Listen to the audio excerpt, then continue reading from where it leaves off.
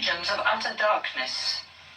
Whoever in life denies the spirit falls into that darkness of death.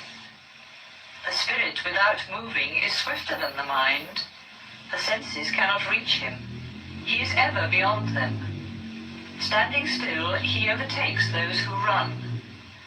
To the ocean of his being, the spirit of life leads the streams of action. He moves and he moves not. He is far and he is near. He is within all and he is outside all.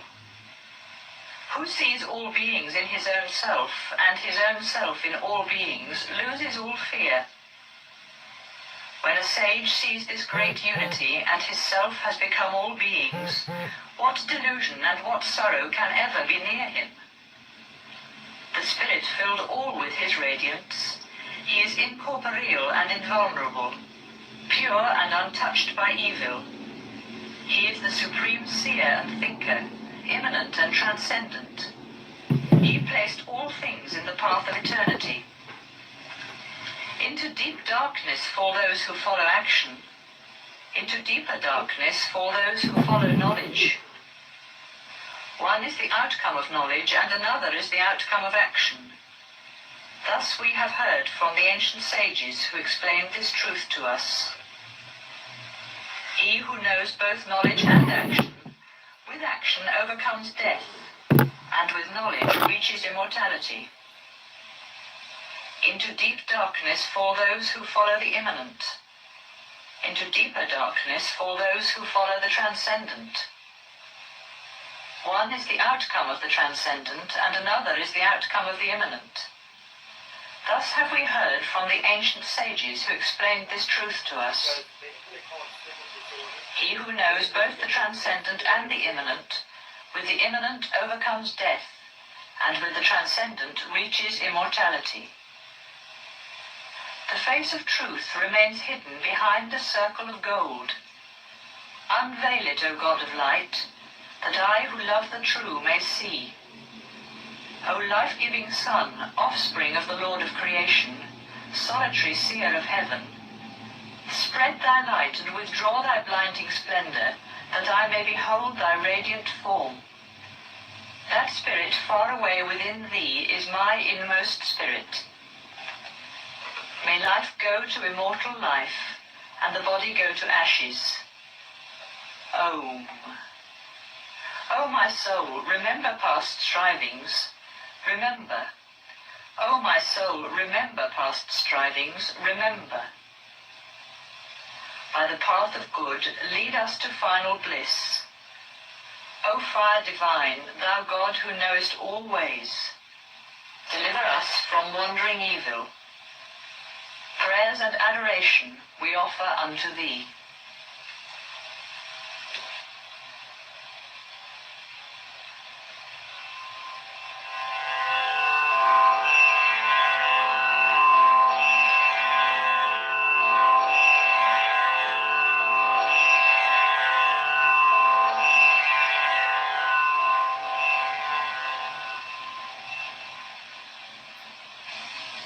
Upanishad.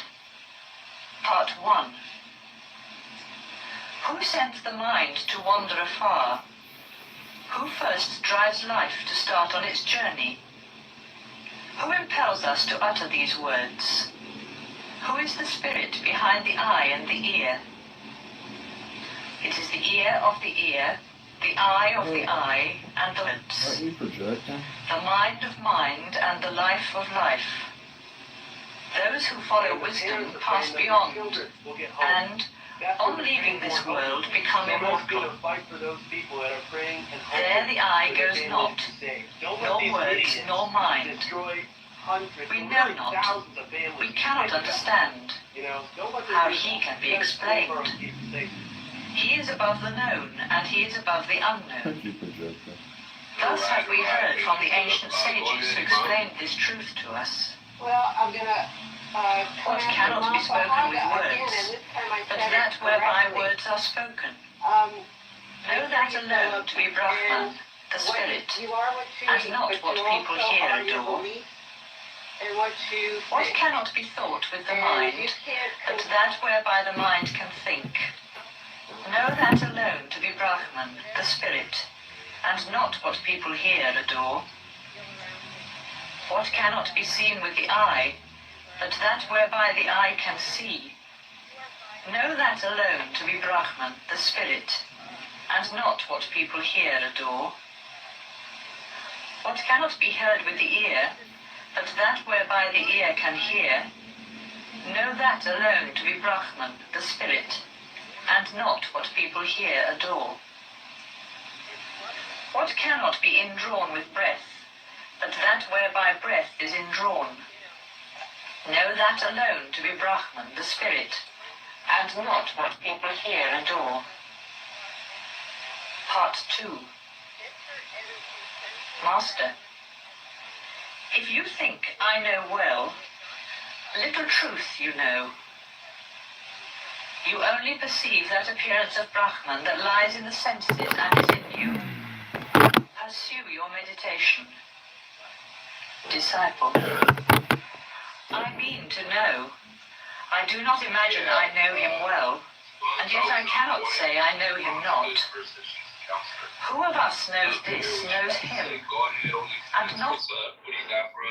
Yo, so, if YouTube medical misinformation policy is aligned with the World Health Organization as well as your local health authorities, so you can't say certain things about your medical condition, about other people's medical conditions, about products that Pfizer, Moderna, J&J, AstraZeneca, GlaxoSmithKline, all these companies put out on the marketplace. You can't actually talk about that because those companies advertise at Google, YouTube.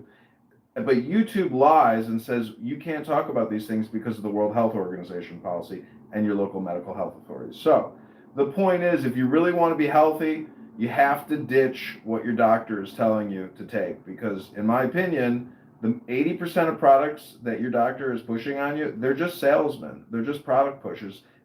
Is your doctor at the gym doing leg extensions and doing a yoga class with you for an hour? Are they at your grocery store telling you not to buy Diet Coke? No.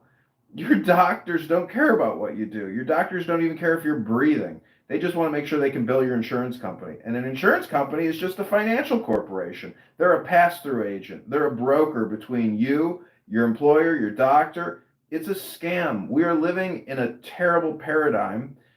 Literally, the tax code in this country, Elon Musk just put out, is like 1.5 million words or 150 million words. Have you ever seen the actual U.S. tax code? It's fine print, and it's 2,000 pages, 3,000 pages. The compliance, as well as the medical misinformation, as well as the military-industrial complex and what they're doing in Ukraine and other places, is so out of control. The spending is so out of control. We're $40 trillion in debt. You have to go to usdebtclock.org and actually look at the balance statement of the United States government. We are borrowing from a private institution known as the Federal Reserve. We are literally giving up our sovereignty to an international banking cartel because we can't stop spending, because we have to keep paying for trans LGBTQ kindergarten events. We have to keep paying Pfizer $30 billion a year to create vaccines that we don't need. So we have the right people in place. This is like an age of Aquarius in the term of we have the super team to tackle these monumental conundrums, which we can't get out of because we are in a system that when we pull the oil out of that engine, it's going to explode. So there has to be basically a deconstructive effort in the same way that communism and the Soviet Union collapsed. The way that America is doing things around the world and domestically is going to collapse. You are looking at the end of America as you know it. The government should be building gymnasiums for people to go work out at 7 days a week if they need to. They should be building a food supply that doesn't include McDonald's for breakfast, lunch, and dinner.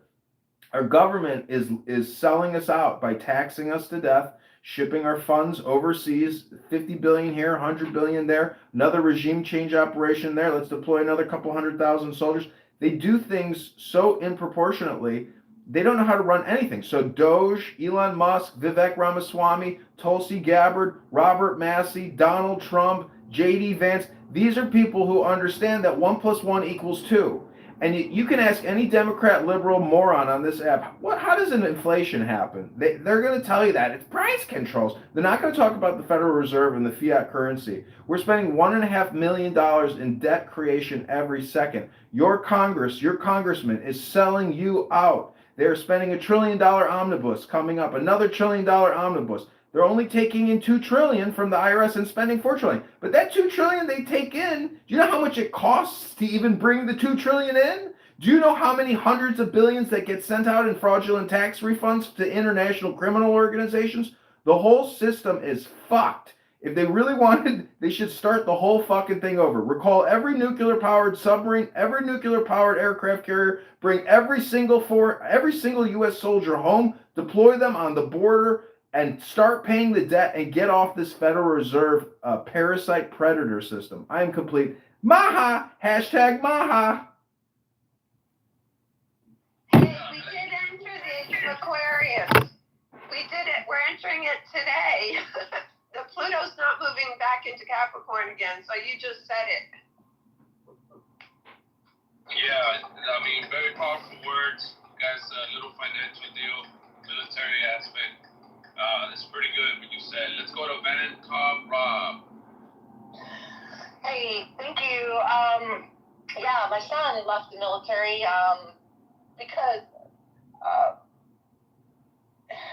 I was freaked out because he won that Big Eagle for Peer Leadership Award just in his second tour for the entire Atlantic Seaboard and was offered all kinds of money. And I'm like, oh, wow. Wow, because I was widowed when he was two years old. The first ship he was on was the same ship he was in his father's arms that was when it was christened where we live. And he ended up being on that as his first tour in Spain. And he's like, Mom, no, I can't stay with money. Money shouldn't motivate people to fight for our country. I'm like, oh, man. So now he just got accepted to Oxford in England for his master's, left the Navy after 4 tours, and people are telling me he's got to get back. Get back. We got a new commander-in-chief that really will motivate based on merit. It's frightening to me that some people are talking about our J6ers, that we have to have an attitude of grace. I mean, I know that's good for our own thought process healing when you've got someone who's wronged you. But I'm sorry, I have to have a feeling of complete anger. This is anger. People have killed themselves, and like the OnlyFans and they've said is that thousands of people have been hurt by this. It's time for anger, maybe not violence. I'm not saying violence, but I just can't see us going, well, let's just move on and get over it. No, landing. No, you do have to get anger out of your system. I mean, God is love, love is God, love is the way is love. So, but we have to be honest and transparent. And the censorship, you can't talk about it. You still can't talk about it.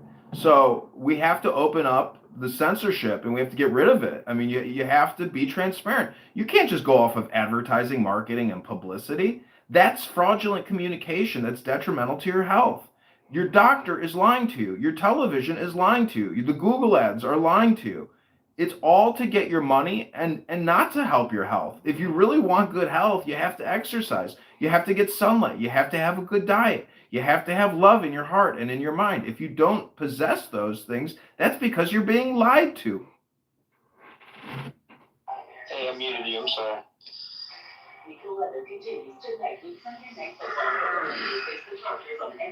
Johnny, got a hot mic. Let's go to Derek. Hey, what's up, guys? Great space to listen to. All right, welcome, Derek. Hey, thank you, guys. RFK Jr. is one of my favorite things about the Trump cabinet picks, to be honest with you. A lot of us have been in this battle for a long time in terms of the vaccine mandates, well before COVID and all this stuff with our food.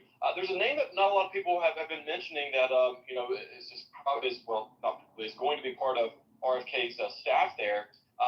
His name is Joel Salatin. You guys should look him up. This guy is an amazing organic regenerative farmer, and I'm really excited for him to bring some of his expertise and things. And he's been doing it on a mass scale. This is not like some small farmer like myself or somebody. He's doing this regenerative farming on a very mass scale, and I'm hoping they can start implementing some of those things to really make the entire supply chain much healthier. Because right now people don't realize, these chicken farms and these hog farms, they are absolutely disgusting. These animals were never designed by God to live the way that they are living right now on this mass scale for us, which harbors diseases and it's unclean and all these other things.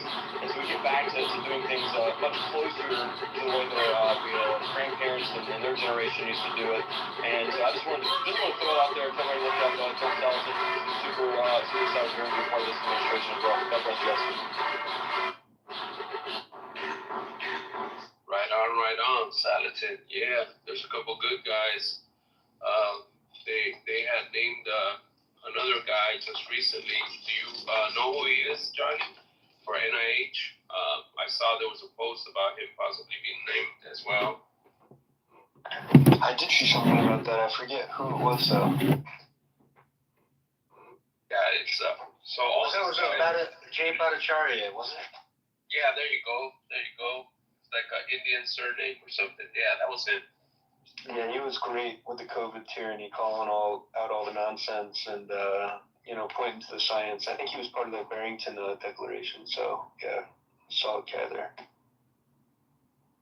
Well, let's go to Mafa Haga.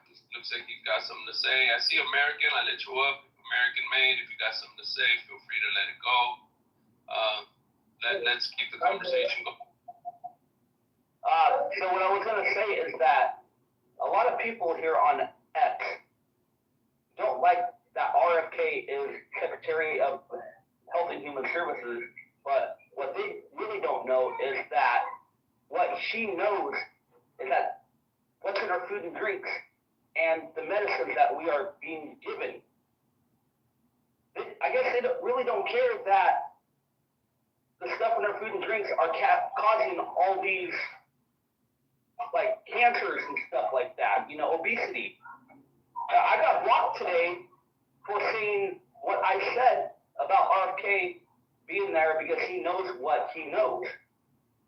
I guess those people are too freaking blind to see what's really going on. And let's see, who was it? Johnny, I know you had the thing up there of all the names. I'm trying to remember the first one. I think if RFK Jr. and him work together, they would be great working together. And I think that's actually it.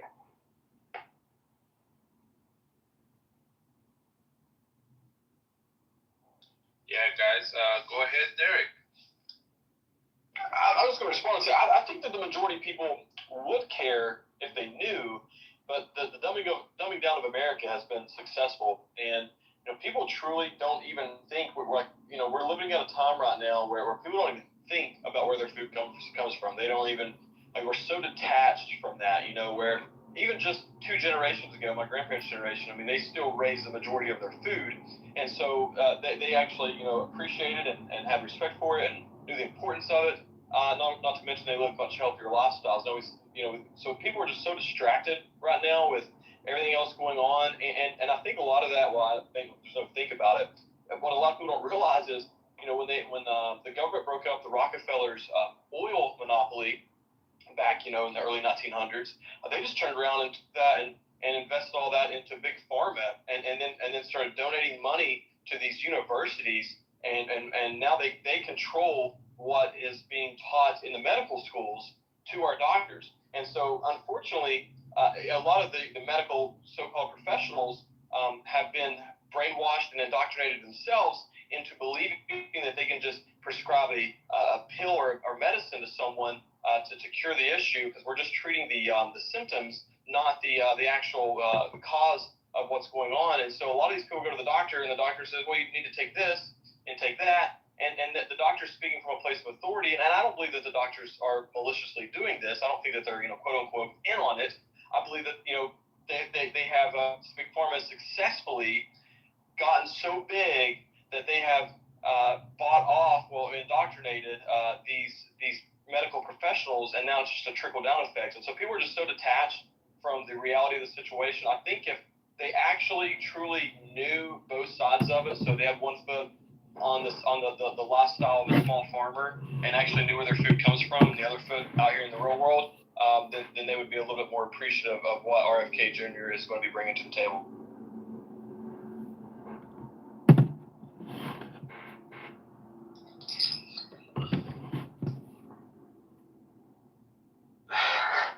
Yeah, here, brother. Well said.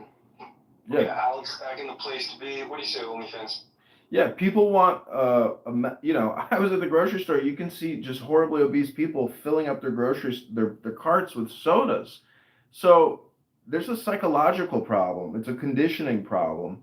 And, if the government stops wasting hundreds of billions of dollars on the National Defense Authorization Act, imagine putting our trillions into America as opposed to putting our trillions into international regime change, lies and propaganda, and vaccines. So for $40 billion, Elon Musk was able to destroy the narrative, completely eliminate the paradigm block that allows us to have free and open communication and tell each other the truth.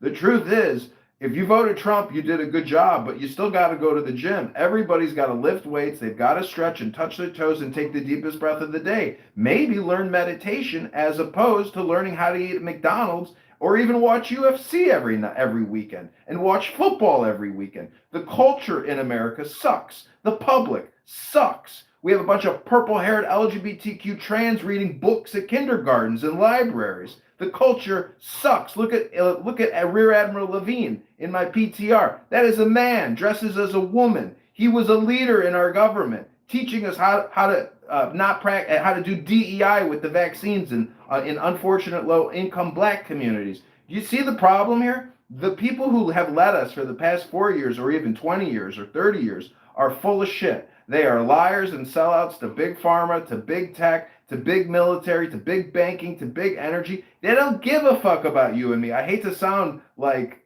George Carlin, but that's the truth. I voted Trump. I hope he does a good job. If you didn't vote for him and he sucks, well then complain. But this app is a communication network. Everyone here should follow each other. Everyone here should create a parallel society. Everyone here should start reading books online and educating people who don't have access to books. We can figure out all these problems without the government. The government is the problem. X is the solution. I am complete. Right on. Let's go to back on Rob.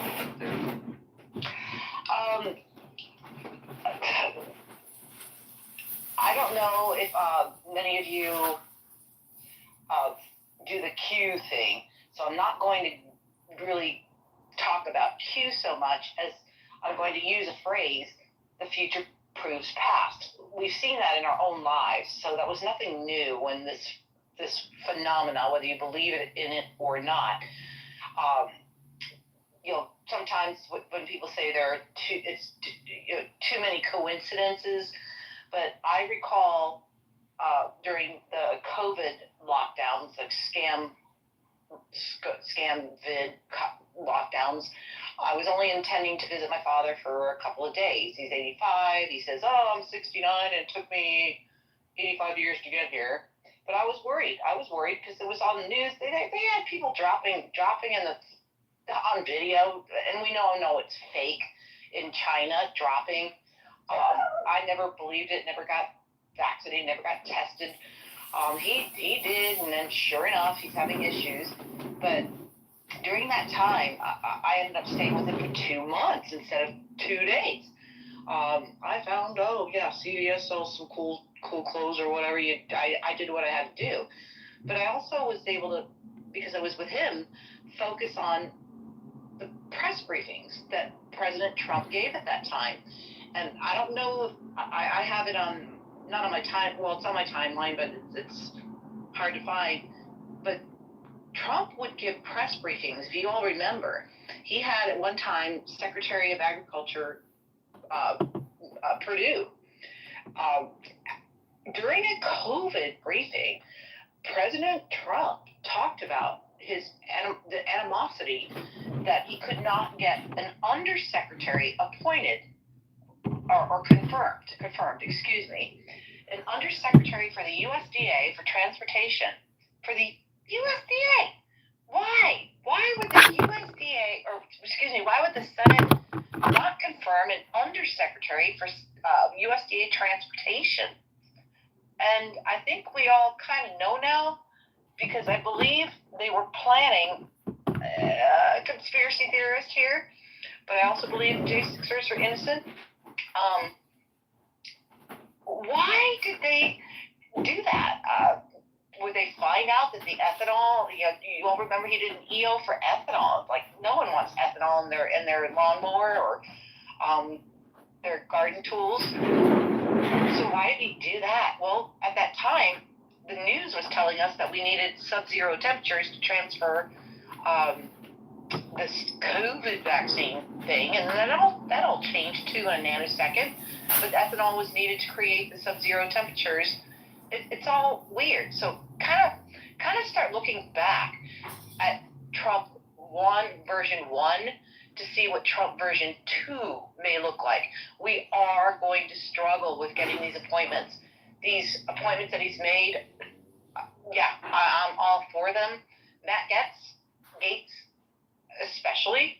He's one of the only ones that spoke out. Yeah, he's been attacked with this stupid sexual crap again, like Kavanaugh was, and even Trump with Eugene Carroll. What a joke! What a joke! Common sense people. Why do they not see how crazy this stuff is? So be prepared for round 2 to have these horrible buttresses against his confirmations. Hopefully, I hope he does better getting them through. Thank you. Mic off. Yeah, hello, Derek. You got anything to say, Johnny? Go ahead. No, just wanted to say, I think we should, we got a mandate, it's once in a generation, we should be able to get our guys in there, and we'll see what happens. Yeah, let's see what Derek's got for us.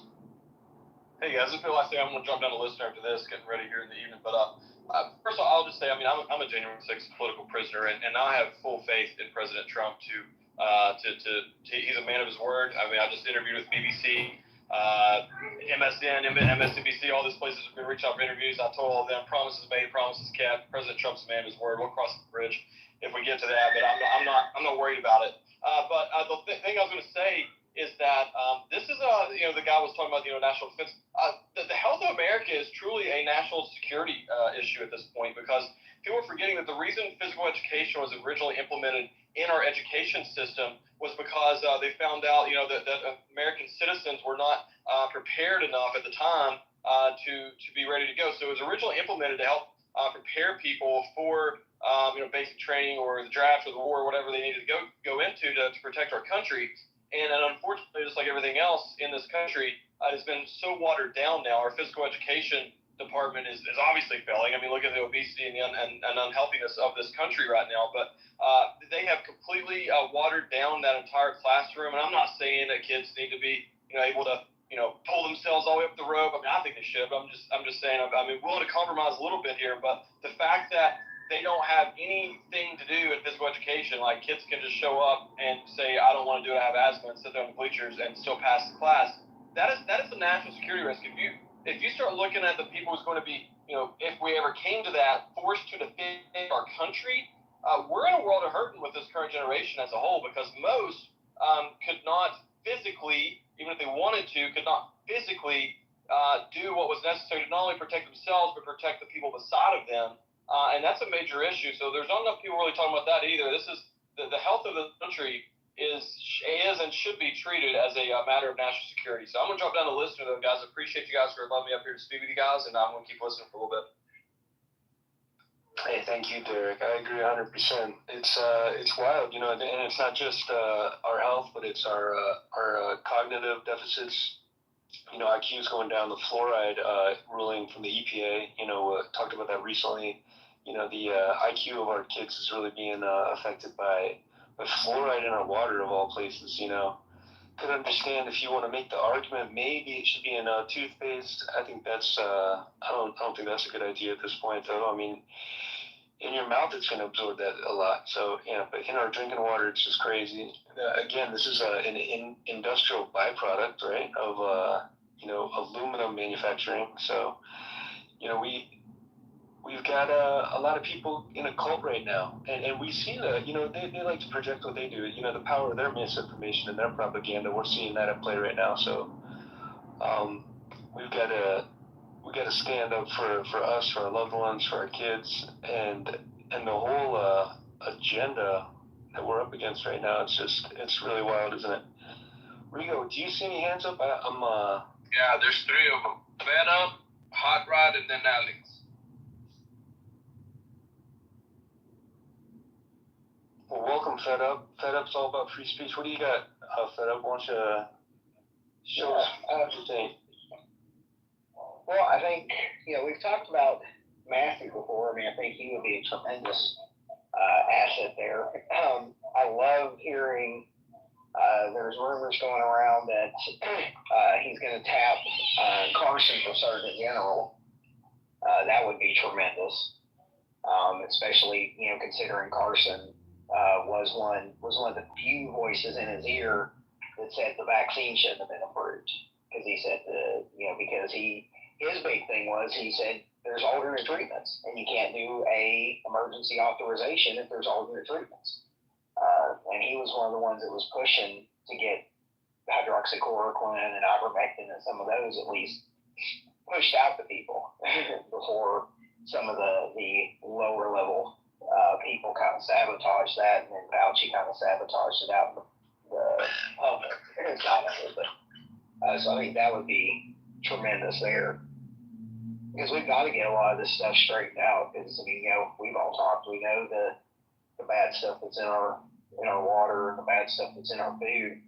And I heard earlier when y'all were talking, and the farmer he's actually from only a couple counties over from me. I saw in the profile say he's from Kitover County, North Carolina, and that's just 2 counties east of here, so I know that area pretty well. And he was saying about how if we do this very quickly, how necessarily prices are going to go up because the companies aren't going to absorb that cost, and there is cost involved with converting this stuff over. Even if they can find that there's a reason they use a lot of this stuff. It's cheaper. That's the thing. And he is right that the average food cost in a lot of these other countries that eat healthier is a little bit higher than those. Well, one thing I would propose is somebody else was saying brought up a point of all this other money we're sending to all these other countries, and we've got Elon and Vivek to look at these trillions of dollars in excess fat that the government's spending. Well, I'm a small government guy. I tend to be libertarian. I'm not much for government subsidies, right? But in this case, this is the government setting things right for problems they cause. So I would not have a problem with, as we're cutting that money, using some of it to help with that transition, right? Because a good part of the reason we're here is our government's fault, is our government's regulations, our government's oversight or not oversight, depending on what might be. So that might be a way to do that, is get those 2 things kind of working hand in hand, for a year or 2. Bring the money we've been giving Ukraine, bring some of that back and use it to transition some of this stuff to get us healthier, and at the same time that maybe not hit such as hard onto the pocketbooks at the same time, which can turn around and cause a lack of health through stress as much as anything else. I think we've all kind of seen that the last 4 years, right?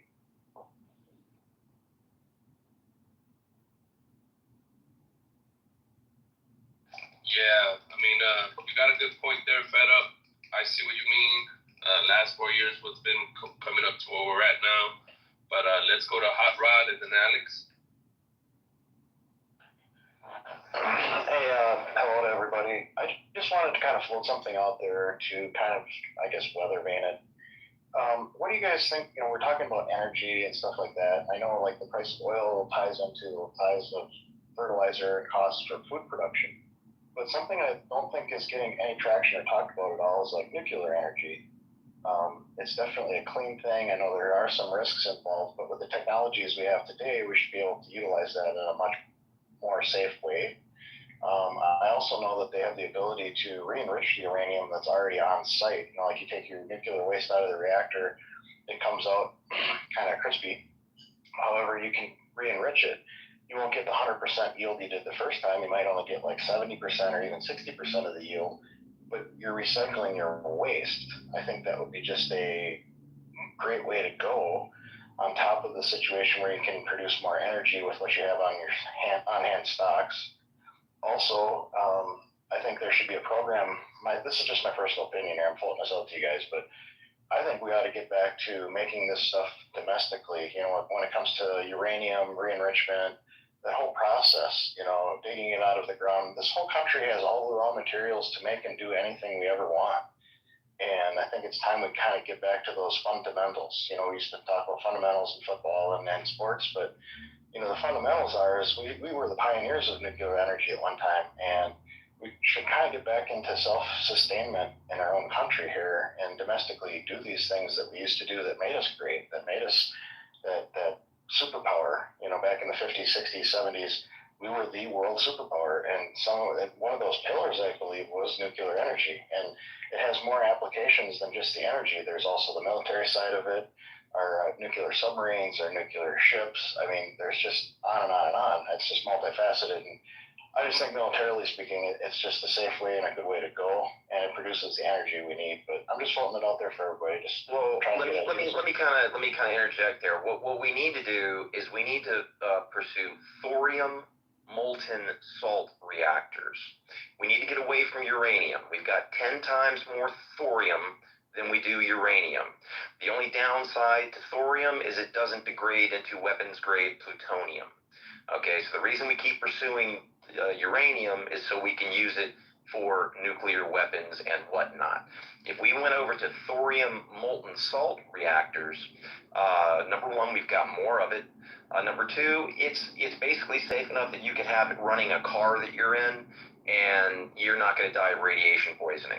And if it goes to melt down, the only thing that goes on, or if it loses, you know, something goes wrong, then the molten salt just turns into hard salt, and it shuts the entire system down. So it's got a built-in safety feature. It never gets talked about. No one ever says anything about it. But I want to move forward with nuclear, absolutely. But we need to change our game plan and move to thorium. Right on. Change the game plan. Nuclear weapons, nuclear energy. The only drawback to nuclear power plants, you know, is the storing of the rods. But like you said, maybe the technology today is got a better way of disposal and storing of the rods when they become insufficient or they're no good anymore. So I see your point on the energy, and I hope that energy idea that we got going on really leads to lower prices on everything. Because the American people, I mean, honestly, we can't afford it anymore. We can sit here and argue about that all day, but I'll tell you, grocery prices is probably the most expensive car on the market. It's a shopping cart. So let's go ahead and go to Adam. What's up, Adam, and then Alex? What was up, Region? Great space. Went out, washed the car, and came back in, and I was listening to the space the whole time. Definitely enjoyable space. A lot of topics, a lot of good topics. Great points. As far as the J6 situation, I'd say there was bad actors, and those bad actors that orchestrated it, they're not the people that went there to protest, make their voices heard for, having the recalls happen or the electors sent back to the state, because that would be antithetical to what the goal was. There's bad actors, provocateurs, Antifa members, FBI. Those people need to be held accountable. As far as the people that went into the building, usually you get a trespass warning. You don't get friggin' 4 years in prison when you trespass. So as far as that goes, Cost of food going up because we have better food. Realize that, people feed themselves and they keep stuffing themselves and, keep eating like bad food because there's no nutrition. Your body's hungry for the nutrition. So when you have nutritious food, you don't have to eat as much of it because you're getting your nutrition that your body needs.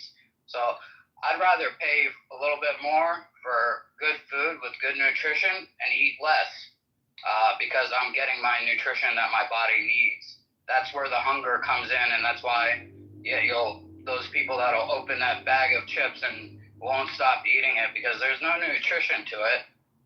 It's just bull crap. And they keep feeding themselves more and more bull crap because they're hungry, their body's hungry for nutrition. So you keep shoving crap down your throat, your body's going to keep wanting more and more, but it's not going to get what it needs. So better nutritious food, a little bit more pricier, fine. That's why I've been eating organic food for well over a decade and, focusing on staying away from high fructose, all that good stuff is if you eat well, you don't have to eat as often, honestly. But it's always good to break fast. Breakfast is the most important meal of the day, I think, personally. Or some people think it's good to fast and then also eat like a lunch or something. So I'll yield there. I just wanted to point out the fact that you don't have to eat as much when you have good, nutritious food. And I'll yield with that statement. Thank you.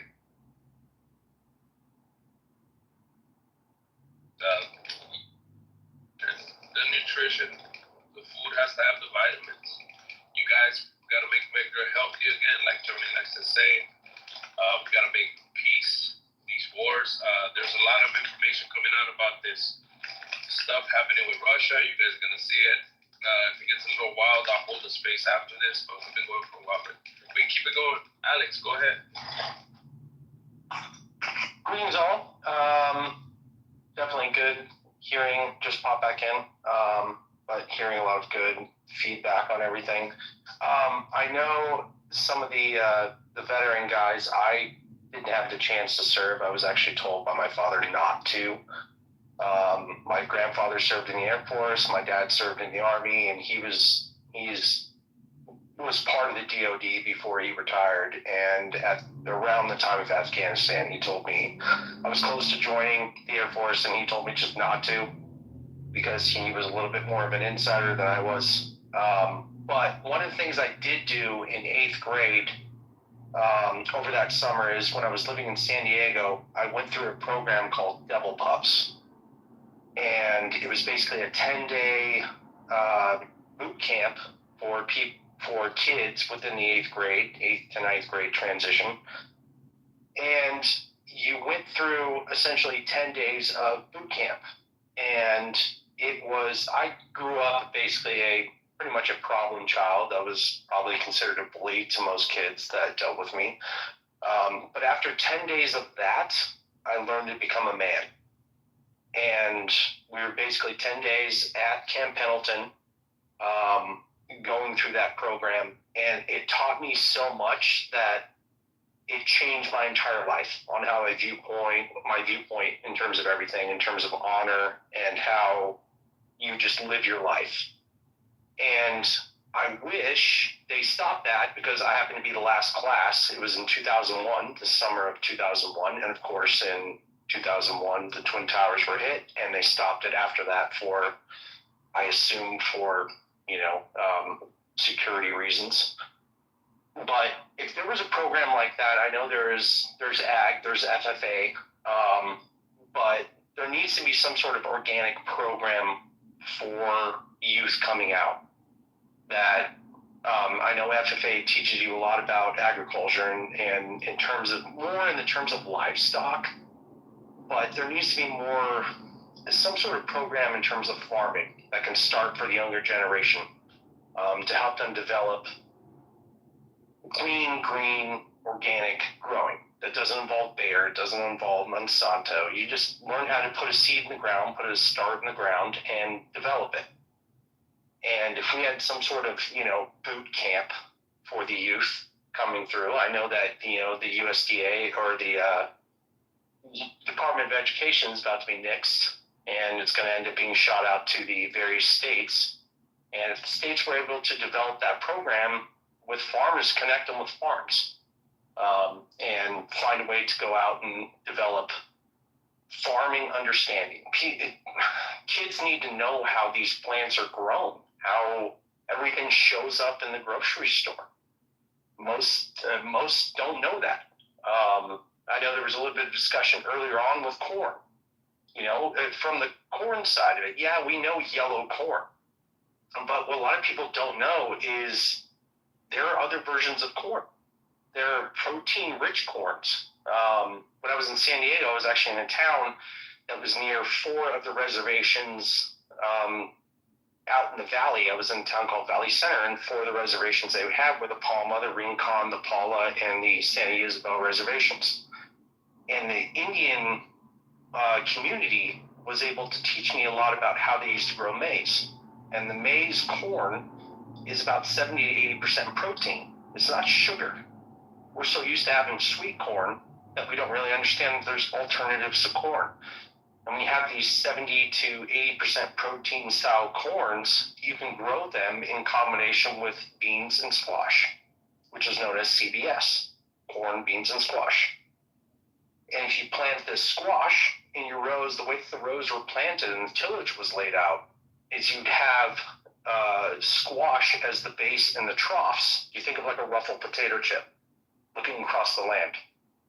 Your corn would be planted on the high ends of those edges, and then in the troughs, you would plant your squash. And then once your corn started to develop, you would then plant your beans, and your beans would wind themselves around that corn. And that squash would cover the layers in between where you would end up irrigating with the water. So you create this evaporation cover that didn't allow that water to evaporate and kept it closer to the ground so you'd be able to have irrigation for your corn, beans, and squash. And it grew as a uniform, what's called a family, I believe is the family tree, or at least just a co-op of vegetables that you would grow together. That's something that we need to start looking at. Instead of monocropping the way that we have been, we need to start looking at combining plants, in these 7 tiers. A big kicker of a lot of these principles are, throw some names out here, Bill Mollison with permaculture is a big one of them. Toby Hemingway, you throw all those ideologies out there. The Fukuoka seed balls, to be able to surround a seed with clay and throw it, cast it out, to be able to have it develop and grow in the landscape. Sepp Holzer, the work that he was doing in Switzerland in terms of growing citrus, which is known to be like a warm season crop, warm season tree, growing it on the Alpine Alps, because he knew that combining certain families and plant families together can help develop modern ways of agriculture. So anyway, that's my 2 cents. I'll land my plane on that and throw the mic at the group.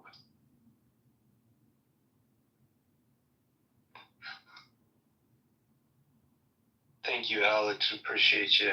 Man, it's so funny. It just keeps putting the hands down. I saw we had 3 hands up. I remember Yvonne had a hand up. Yvonne, what do you got for us? Well, just that with nuclear energy, the problem right now is they can't get insurance. So they might have it in the back of their minds, but until they're insured, they can't build those factories or whatever they are when you have nuclear energy. I just love what the last guy was talking about with the farming. To think that any food or anything is bad for us. Some people might do well with something, not so well with something else. But think about ancestral diet. That book was the one that talked a lot about the oils that were positive and negative. But when you have genetics that are based upon generations of certain, ways of eating, if you look, every culture has like a protein, a starch, a fermented food. You look at all different types of meals. In Germany, that fermented food might be sauerkraut. In Italy, it's pickled vegetables. These themes come up in every culture. So it's really important for us to know what works individually for ourselves. Nothing is all good or all bad. It's all here for us to have choice. And like I said, I love what that last guy was talking about with the maize. That's awesome.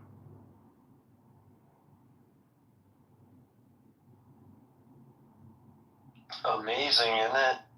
Tell you what, there I got Fed Up Sam back up. Fed Up, what do you have for us? I think Bon, Con, Rob, and Ed have their hands up. Cool. I didn't see that. Great, thank you. Yeah, great information about the omega 3s and 6s. I've learned about the chia seed. Oh my God, I'm 63.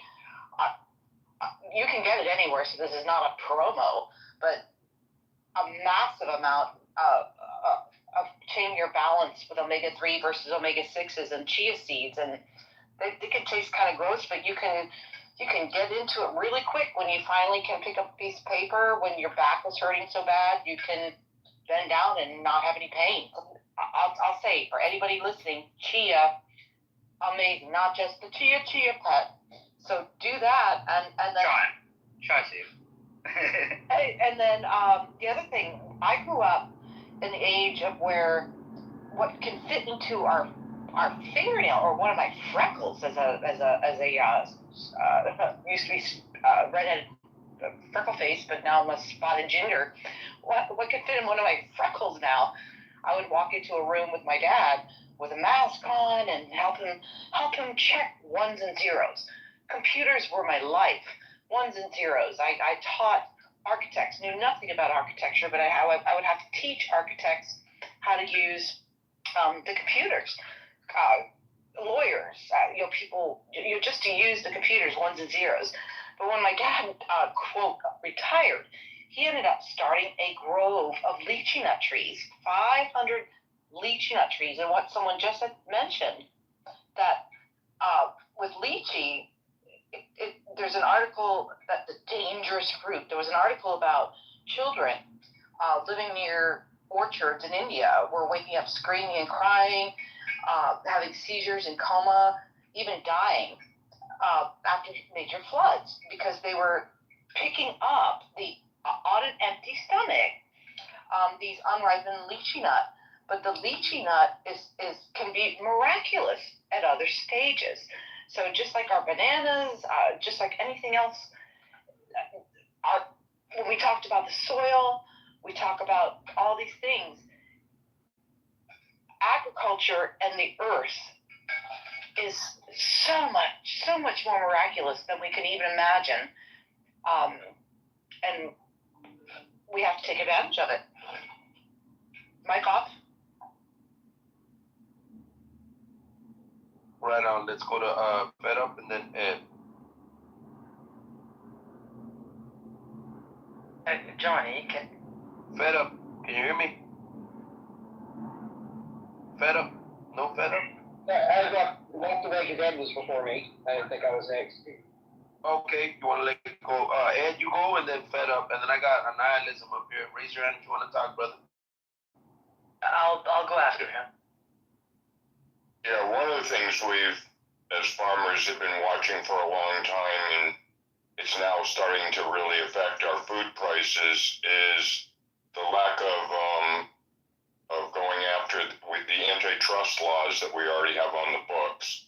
The more that processing and supermarkets have consolidated, the more control they have over the system, the more they have the possibilities of raising prices. And in the last year or so, it's the first time in history that the average that a farmer gets out of the food dollar has dropped below 15 cents. When it used to be 20 and 30 and above 30, and depending on your commodity.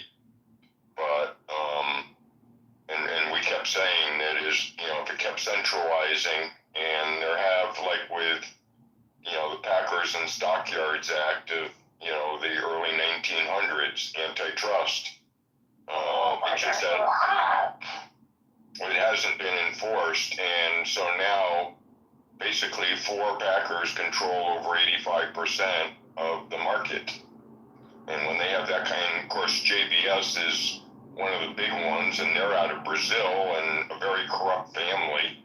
They've spent time in prison.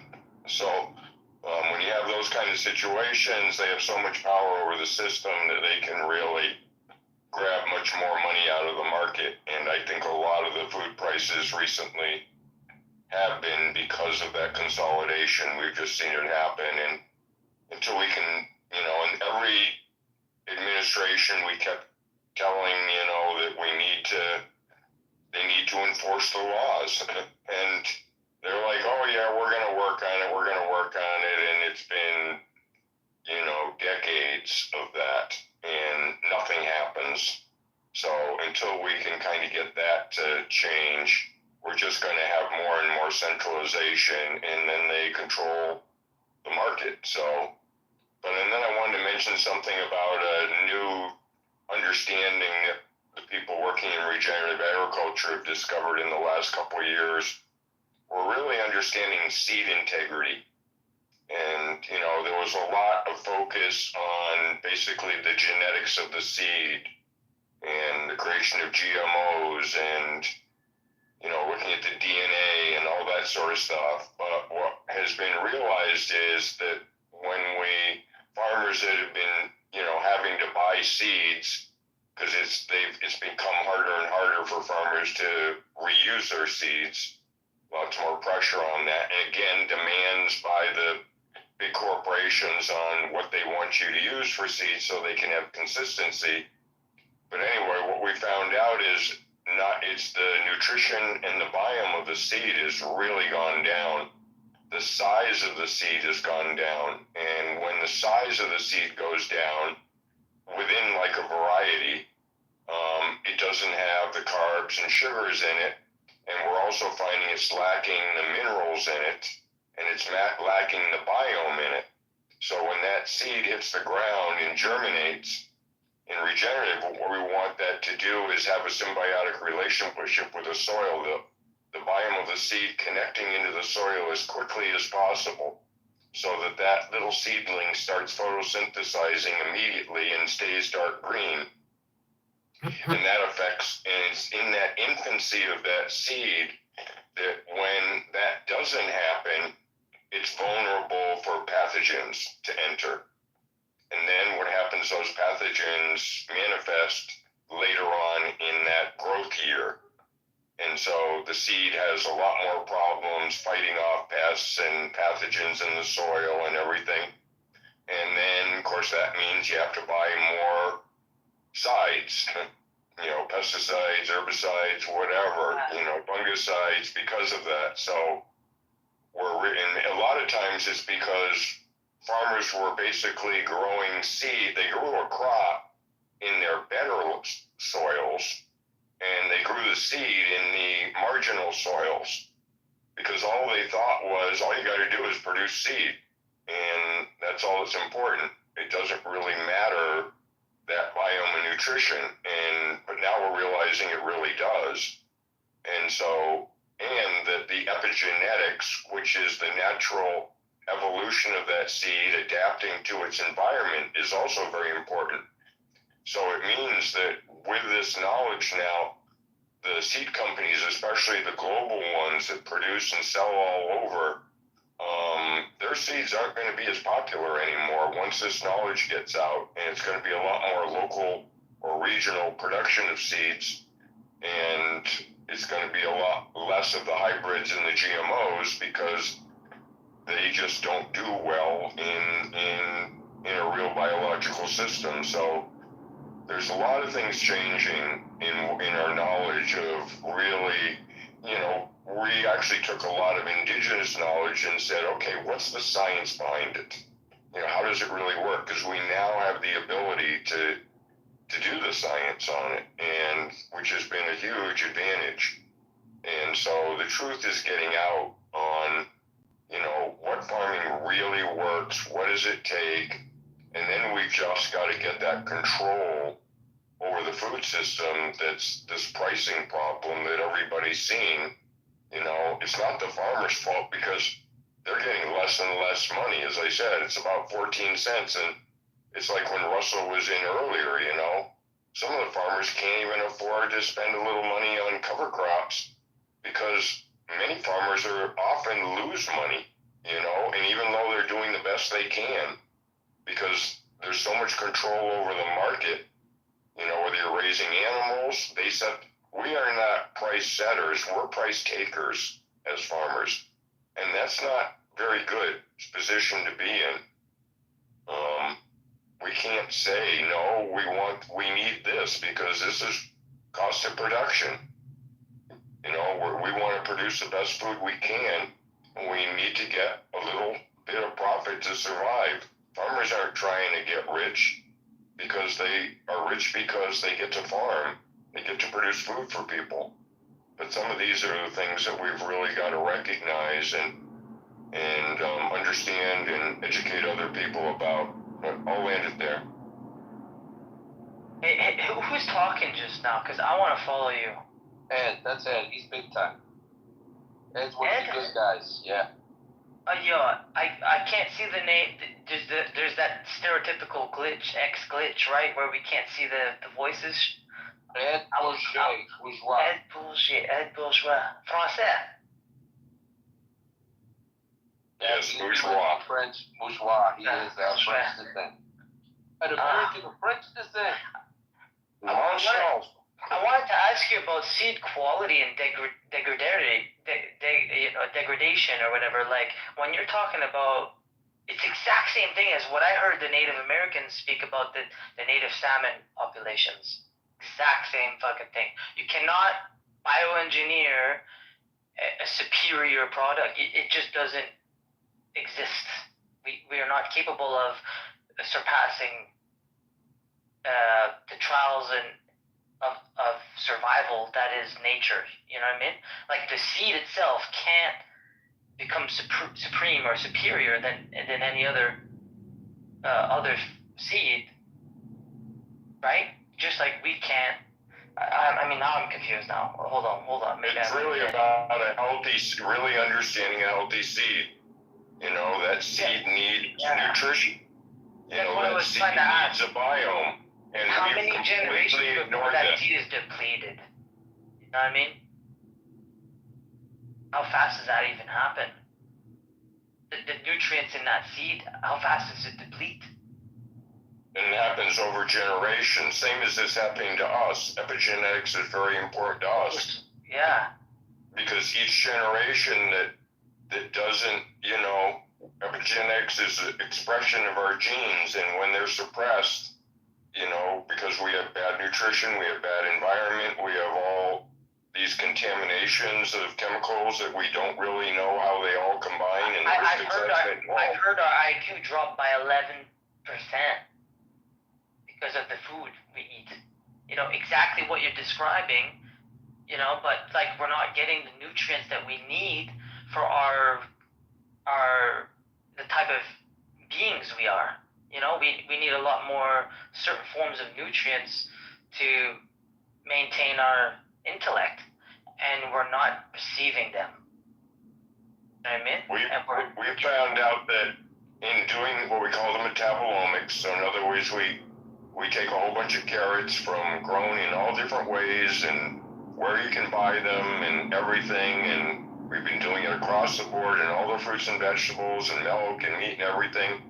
And when we sum it all up, we find out that what we do is we create a scale of variation. So we take the best carrots with the highest amounts of nutrient spectrum and density, and we take the lowest ones and we put them on a scale of 1 to 100. And then we take all of our samples and we find out where all those samples lie in percentiles. And what we found is like 90-something percent of our food, I don't care whether it's a carrot or a tomato or an apple or whatever, fall in the 10 to 25th percentile. And they should be 50%. That's how much of a deficit we have with nutrition in our food. But the good thing is we can fix that because we know the factor is, the biggest factor is soil biome. We've killed our soils and they cannot produce nutrient-dense foods anymore. And we kill our soils, we also kill our seed quality. Put those together, it's a disaster. That's why we're sick. So everything comes down to the soil. Yeah, we used to do crop rotation, right? That would regenerate the soil. How much? Like, we're limited. There's a limited amount of soil on this planet. We definitely have much more than we know what to do with it. That's guaranteed. But the thing is like, with as much as we do know at the moment, what to do with what the space, like, you know what I mean? Like, we're just not alien technology yet. So like, I think we're failing, and we just have too many people. We're not getting the soil quality, and it's to the point where we're advertising veganism, and like we need meat, you know what I mean? And we need nutritious meat, and we need the animals to be nutritious, so they need nutritious soil, right? So I feel like it's like what the hell is going on here? Can you tell me more about that? It's like dirt is sand, silt, and clay. That's the mineral particles. You know, and most of our dirt that we grow food on has enough of the spectrum of minerals that we need in the soil to be able to produce food. The problem is it isn't able to be activated because we killed the biome, which is all the microbiology in the soil that is the miners, and that system delivers that straight to the plant, and we destroyed that system. So the potential is still there. It's just the workers are gone because we killed them and we didn't care about them. Instead, what we did is we took and we used a few elements in nitrogen fertilizer, and so it's kind of like, you know, making it somebody's a diet of, you know, soda and cookies and a little bit of this and a little bit of that. Anything good out of it. And so our plants aren't getting it, and all we have to do is revitalize those and protect our topsoil because that was erosion. But we now know how to keep our soils covered and protected. So most areas we have enough of the sand, silt, clay. This can be reversed, and it can be reversed quite quickly. Some farmers can make major strides in a year or two. Like it's not just manure that we need or something, right? No, we don't even need to add fertilizers, really. Because think about it. Think about an Amazon rainforest. You know, most treasured environment, thrives. I think I understand. It's a system. Are you saying that we should be doing better because it's totally possible? Because I feel like that's what you're saying. You know, because if people were just better farmers, like, honestly, you're a really good farmer from everything I've heard compared to, you know. So I think, I'm hoping what you're saying is we could do better with what we have. Is that correct? We have the knowledge now to do better. See, we only could do chemistry because chemistry was easy to measure up at, you know, for the last 100 years, and that's why it was all chemistry based. And that's why it was all chemistry taught. It was only until the last 10, 20 years that we really had any ability with technology. And even back 10 or 20 years ago, we were pretty much stuck with a microscope to sort of learn anything about what those organisms are, which are the good ones, which are the bad ones, which ones we need to encourage, how do we encourage them. And so now we have advanced technology. So we have farmers that send a soil in to get a metagenetics test. All the different organisms, we're identifying them. We're figuring out which ones are good, how to encourage them, how to steward them properly. We're building communities in the soil. That's what all these community that are workers that feed, so that we don't have to. Now we can supplement minerals, we can supplement some nitrogen fertilizer to get a little better yield. What we haven't looked at is getting those soil that soil community workers really healthy and working hard and creating real food and nutritious food. And that's been the big problem because it was just technology, a lack of technology. And of course, all those companies that have lived by the chemistry, now they don't know anything about the biology, and that's a whole different business. In fact, it's not a business that you really have much products. Once you get your soil really functioning, we do some inoculating and everything as we learn which organisms are beneficial, and we can help treat sick seeds that aren't high quality enough because of the way they were grown and their epigenetics. We can add to that, and so we can make major strides in just a few years. But it's education. The agronomists are trained only on chemistry, and 90% of the farmers are only trained on chemistry. So they have to add the biology understanding, and as we do that and we understand it better, that gives an incredible future. Plus, the other thing it does when we build soil, it eliminates a lot of the extremes of droughts and floods that we have from extreme weather. We can pull all the CO2 out of the atmosphere, and we're not going to get change for hundreds of years. But if we just get the natural hydrological cycle, which is the water cycle, and the microbial cycle working again, which is a carbon-based system, it's a plant life itself. It's a living earth. Yeah, I see. Then we're all set. We have a beautiful future, but we just got to work towards it, and we are. Regenerative farmers and other farmers are working in that direction. The only thing we could use is, with the MAHA, with the right people at USDA and stuff, is we could go a lot faster. I know you're right, because they're literally desertification. There's you hear about that? In China, they can work the soil from a desert. Yeah, all they do is plant certain kind of trees, really, and it does the job. But yeah, it's actually easier than that. We have Alejandro Carrello in the Chihuahuan Desert, Mexico, and what he did is he used the thing that we think is evil. He used cows. That's ruminants are the ones that build soil. That's why the bison built the soil in the United States. But how? But what? Can you? All you do is manage them as nature does, as the bison did. What we used to do with ruminants or cows or sheep or anything like that is we just threw them in a field. And what they would do is they would overgraze and they would stress out the plants, and because we didn't understand. But what we did, one of the first things we did in the soil movement back in the 60s was, how does nature work?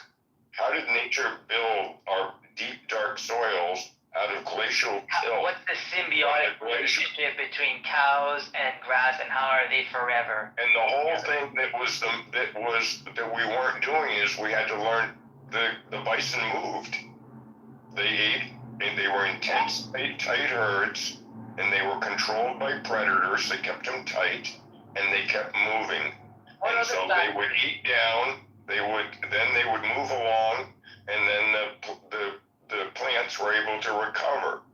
What other factors would you say with the soil and their movements? Like, what other factors would you say is relative? Like, how much time are they moving in a pattern that gives the soil that they just left behind enough time to recover? Like, what are they doing? When you're stewarding grazing, and there's a lot of terms, amp grazing is one, multi-paddock grazing. What you do is you only eat down so much. So you bring them in, you keep them tight. They're tripping air, essentially. Can I ask one question real quick, if you don't mind? Huh? Well, I mean, okay. Sure. Okay, I just had a question for Ed.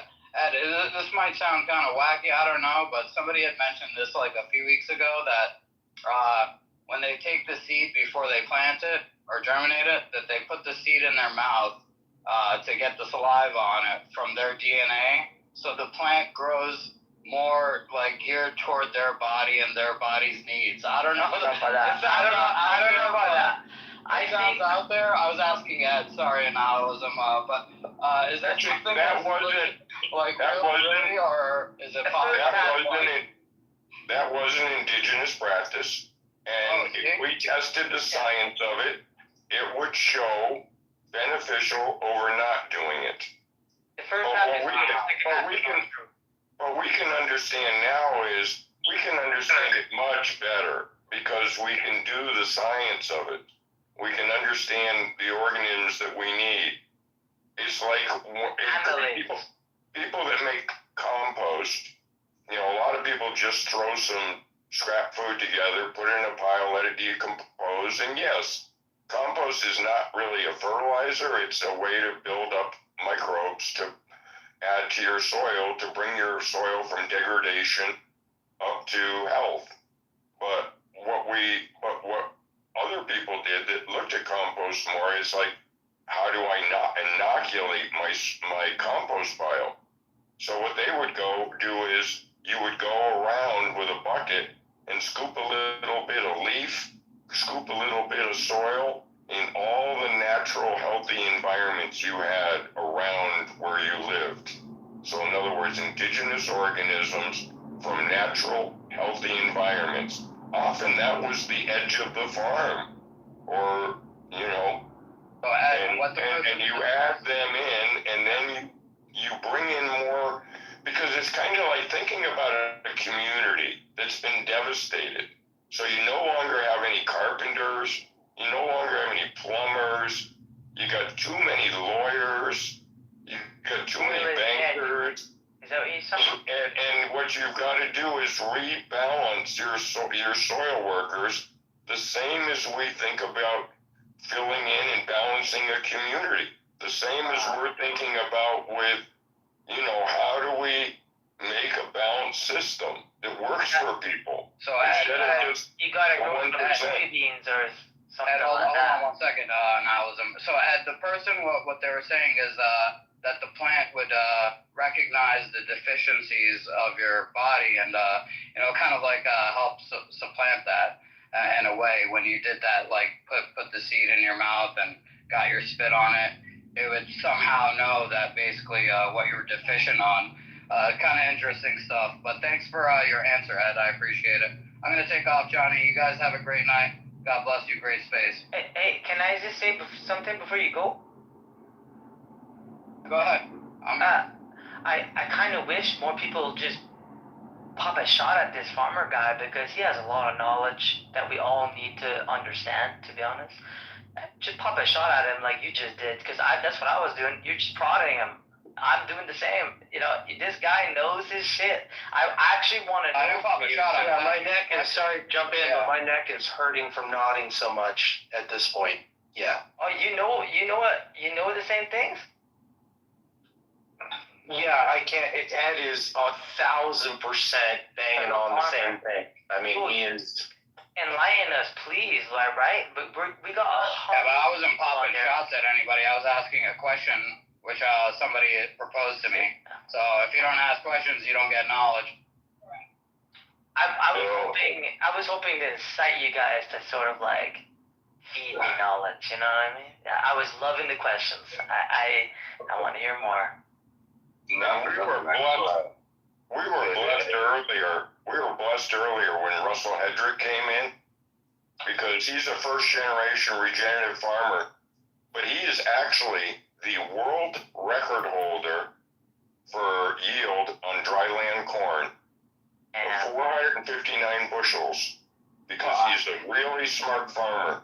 That record hadn't been beaten for 20 years, and back then it was a totally industrial, commercial, chemical-based farming system that broke that record. And they keep saying that regenerative, now, you know, he did use some synthetics and some added nitrogen and all that sort of thing, but it wasn't the heavy chemical ag system. You know, what put him over the top was he had soil health along with his management. And so we were really lucky, to have Russell in. And he speaks, he's really doing some great work. He's traveling around. About your eye. I wanted to know about your eye. When you look and feel the soil, tell me about it. Because that's what it translates to, right? All this knowledge, this best guy in the world, right? This passed down everything. You know just as much as him, almost, other than the feel, the experience. The experience knowledge is the thing that he can pass on. What I'm curious about is, you're the closest thing to him, I guess. So what do you think he's feeling? What do you think when it comes to the soil? Soil itself is the number one, right? Is that what you're saying? So isn't that the most important? Yeah, it's really the biome. It's really the microbiology that we've been missing, and that really keeps the whole system. That's what drives the planet. It was first fungi that entered from the well, here's the hard part. Land. How do you naturally, you can't just put some kimchi in there and ferment it and just get put some nutrients in the soil in there. How does the nature naturally stockpile essentially its nutrients into one single soil reserve? What's that soil reserve that we can use to amplify any other whatever dirt? You kind of get what I'm saying? Well, one of the profound understandings we used to build soil to grow plants. Now we grow plants to build soil. Exactly kind of what I'm saying. So what are you figuring out now, modern day? Just with all the take a modern moment day and science. listen to Ed talk is the whole point. I'll wait. Sorry. Yeah, we're pretty much doing everything exactly the opposite is what was thought was the best way to do everything. Where we used to till, we realized tilling, and that was the number one practice, plowing and tilling to bring up nutrients that from lower down in the soil. We realized that's now one of the worst things we could have ever done, so we no-till. We used to think of monoculture because we thought Mother Nature was competitive.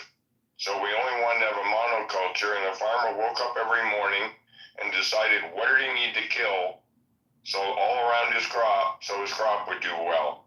Then we learned that nature is actually collaborative. Plants actually connect with each other. They can share nutrients with other. So we want biodiversity. We thought insects want to attack our healthy crops. Then we realized, no, if that was the case, there wouldn't be any plant life on Earth. Insects only eat unhealthy and dead crops. They don't devastate. They'll nibble on. But actually a really healthy plant, we can measure that by what we call Brix, which it equates with a sugar level.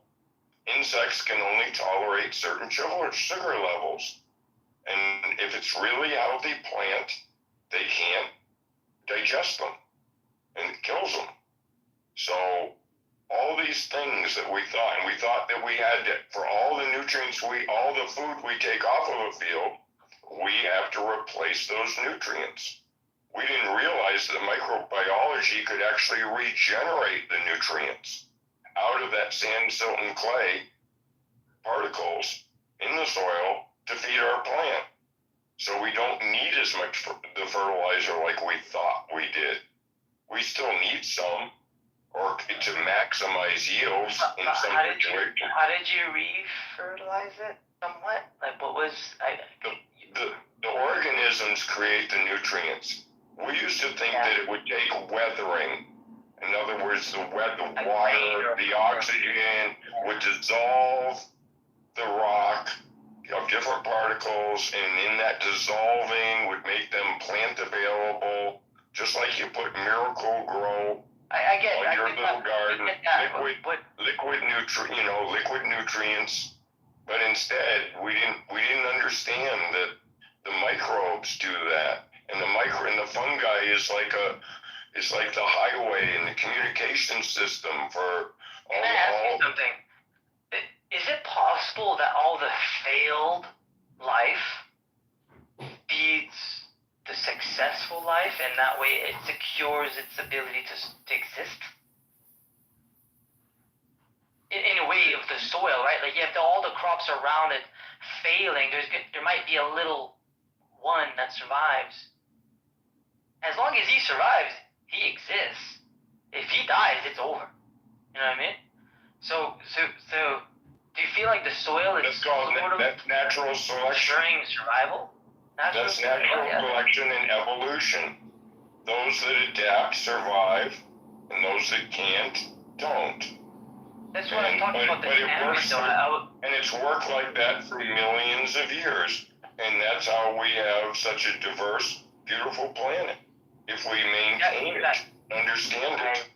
I wish. I know. I love you, sir, because you're right. You're not wrong. You're the truth. You're human. So, unfortunately, humans are just like plants. You're amazing. No?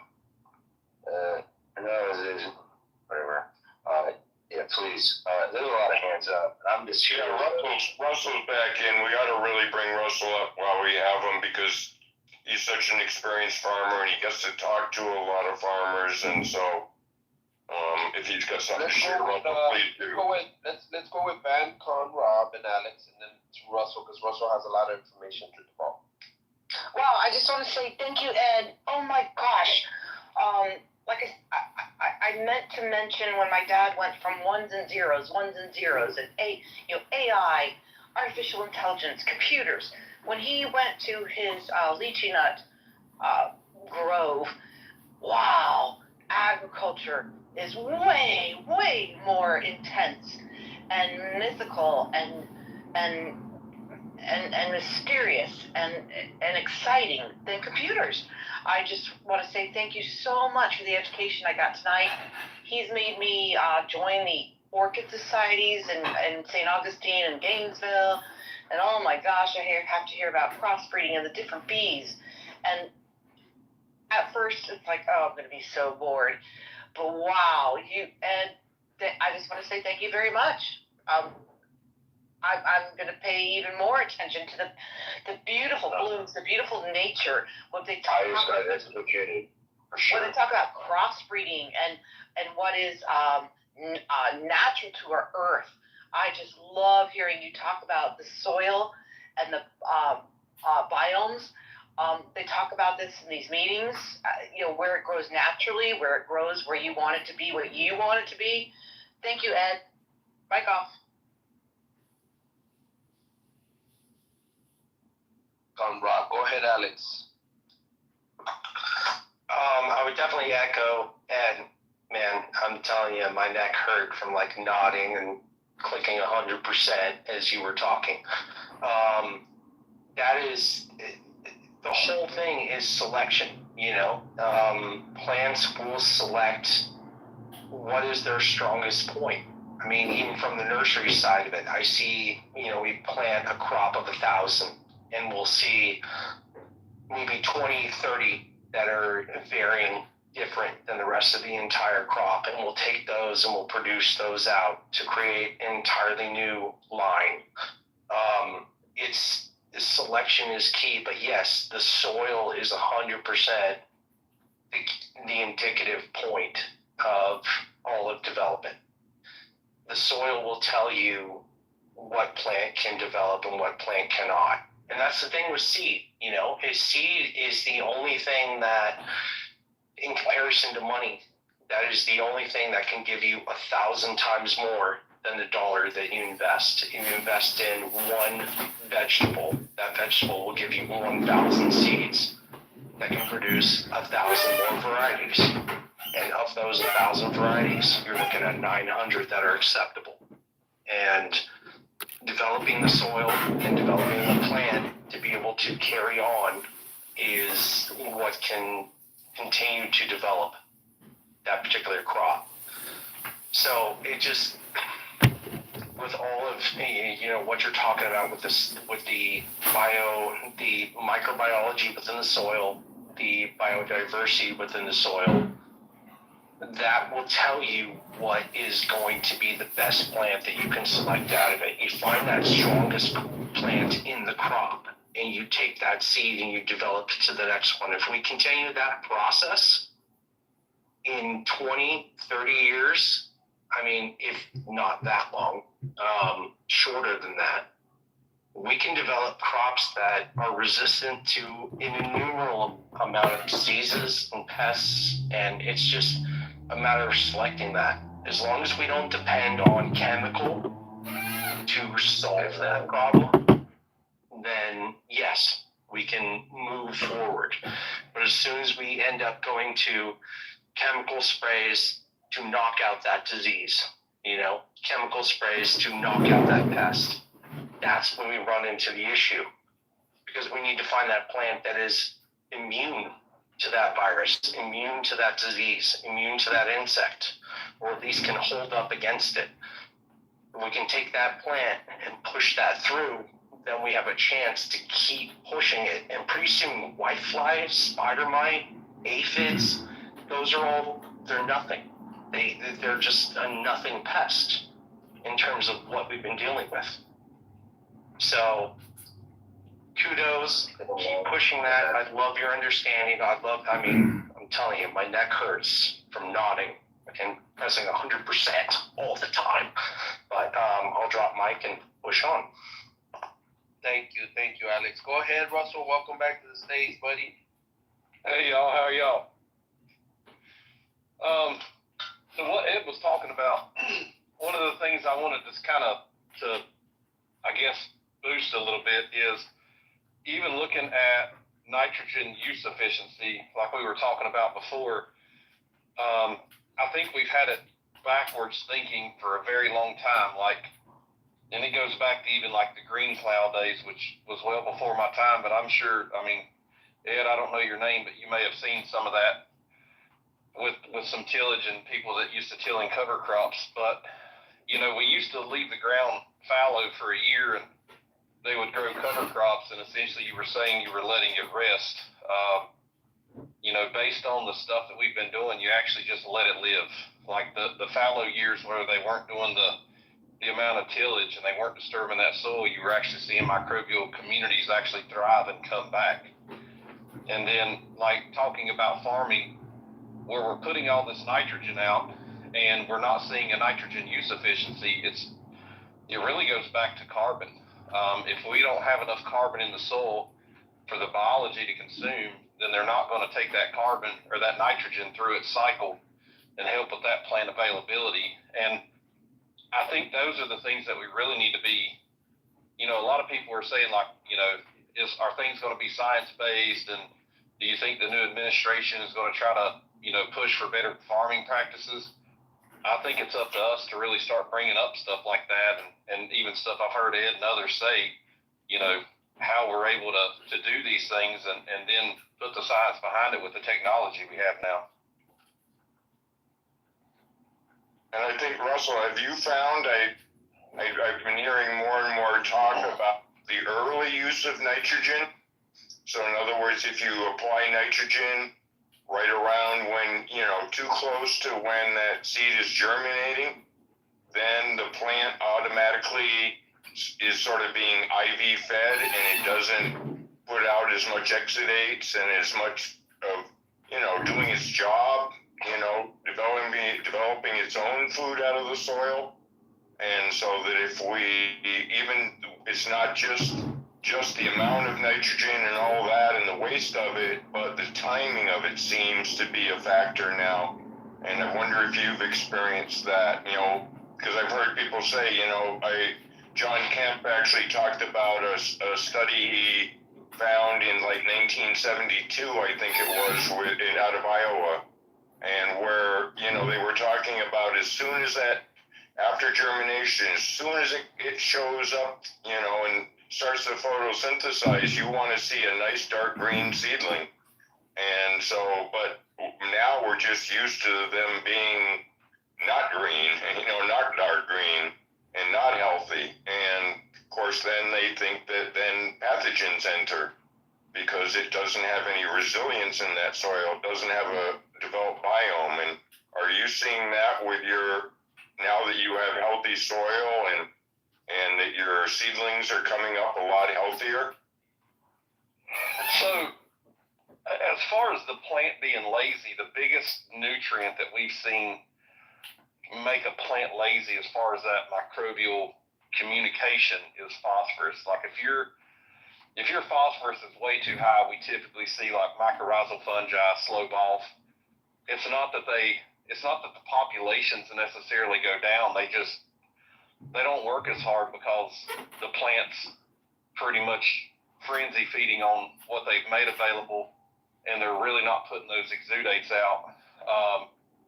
Which I think from what we've heard from Lance and Rick, it's there are organic acids, and it's one of the reasons Rick picked them out is because when a plant needed nutrients, they would actually release an oxalic, there was oxalics, like a citric type acid or like a malic type acid. And so that's kind of how they came up with that extraction method. Nitrogen, on the other hand, essentially, I think that a lot of people don't talk about it, but soil biology has its own carbon to nitrogen ratio, even like the human body. And it's kind of like cattle. If you overfeed them on one nutrient, that's why a lot of cattle farmers have lick tubs where they can go get the other minerals that they feel like they need. Biology is the same way. If we throw way too much nitrogen out there and they don't have enough carbon, that short chain carbon to balance themselves, then they stop taking nitrogen through that cycle.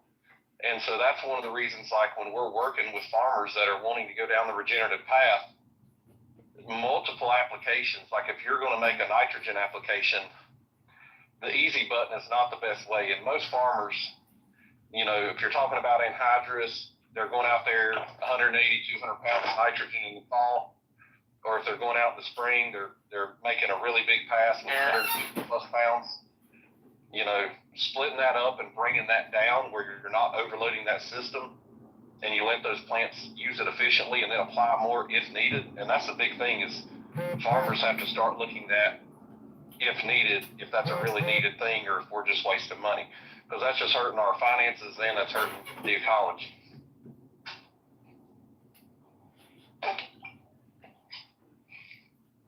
Yeah. You're right. So let's go back over to Alex. Alex, what do you got for us? I'm just dancing. I'm dancing listening to these guys. It comes down to the water in the end of it. What's your water pH coming out at? If your water pH is coming out at between the 5.5 and 6.5 that you need to have, then you can deliver everything deliverable to the plant. But, if you're watering on with pH out of that range, you're going to start straying outside of what's available to the plant. So, it's the same thing. I deal with it in the nursery. It's water pH is the core of everything that you have. If we're doing direct inject sulfuric acid, okay, with fertilizer. Are you saying water pH is a core to the soil? Yes, pH to the soil. You have your pour-throughs, like for instance. I can believe that. I can believe the water matters. Yeah, so the water's the core. If you're delivering that between the 5.5 and the 6.5 that you need for the average plant to accept all available nutrient, especially nitrogen, if you're picking that up at that pH, then your plant's going to deliver. But if the water that you're watering on, like here in South Texas, the water's horrible. It's at like an 8.0, 8.1 pH. It's terrible. You have to inject sulfuric acid to be able to deliver it.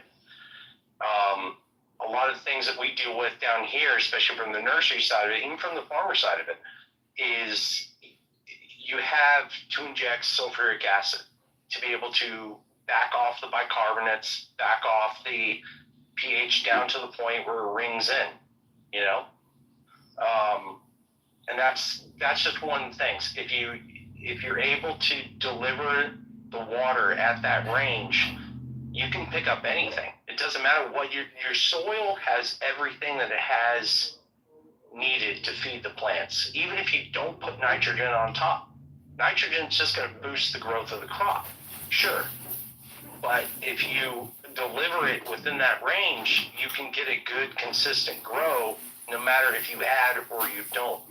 It's going to be slower, sure, but you can at least give it everything that it needs to have as long as it has that pH range, 5.5 to 6.5. So you got to adjust it. I mean, if it's sulfuric acid that you have to do, chlorine dioxide if you want to. I mean, sulfuric acid is probably the best solution, but it's a process and a system that you have to install. So I'll drop Mike, pass. Yeah, and I imagine we'll get Russell back in, and of course it goes back to the carbon in the soil too, because that's where you're going to hold your water. And infiltration, that's why we need soil structure to infiltrate that water and the carbon to hold it. And that's how we resist a lot of drought problems and variations in the amount of water. But I'm sure Russell has something to add to this. I don't know, Alex, but buddy, I'm getting ready to go. I'm gonna follow you. Drought resistance is one thing, and like what you were talking about with bugs earlier. If we're dumping on way too much nitrogen, and we're dropping, have you saw the map, the pH map for plants, where like one side, like if we're going low pH, we're actually pretty much attracting more predator insects, and then if we go high pH, we actually push that up towards diseases. Have you seen any of that yet? Well, yeah, that's, sorry, jump in. That's one thing we do. Okay, go ahead. One thing that's kind of, I think we're seeing is that's why we need that microbiome around the root sheath, the sheath around, so that, because plants regulate a lot of that through their exudates and everything, the pH around the root zone. And when you have bare roots, because you don't have any microbiome down there, then of course it's going to be really vulnerable to your pH. But I think the more that we have those rhizal sheaths around the roots, so that the plant has the ability, because we know that plants now are really ranching bacteria, and that's where a lot of their nutrients come, and they eat that bacteria whole. That's the research of Dr. James White and the rhizophage cycling that we've only really known about for about the last 10 years or so. So it's how we can, and of course if you're irrigating a lot, that's going to be a problem. It's better to just get that whole system, including the carbon, like as you said earlier, the carbon to nitrogen ratio, get as much organic nitrogen being produced by the plant, by the soil microbes that surround it, to benefit. I don't know.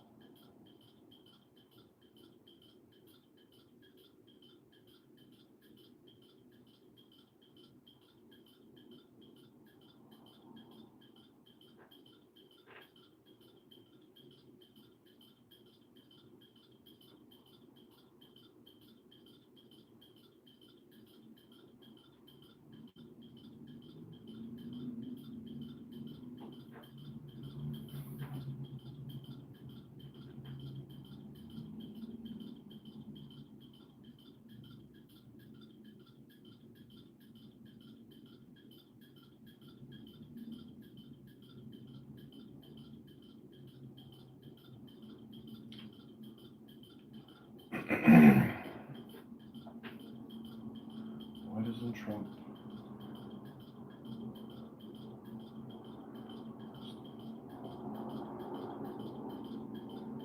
He's a criminal.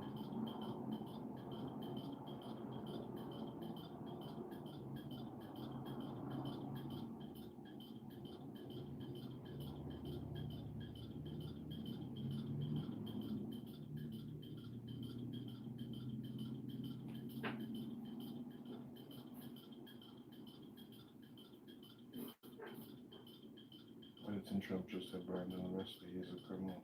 Play the Illinois Army National Guard of Chicago.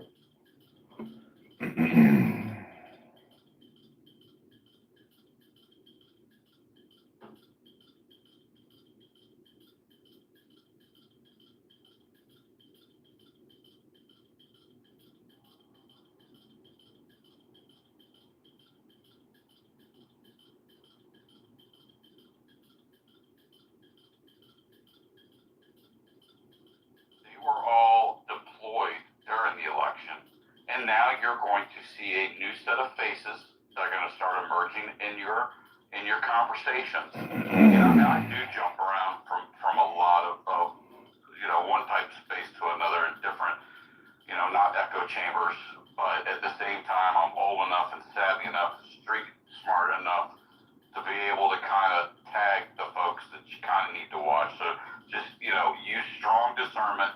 Know you're going to start seeing a bunch of new people that are going to be predominantly in a lot of different spaces up on stage.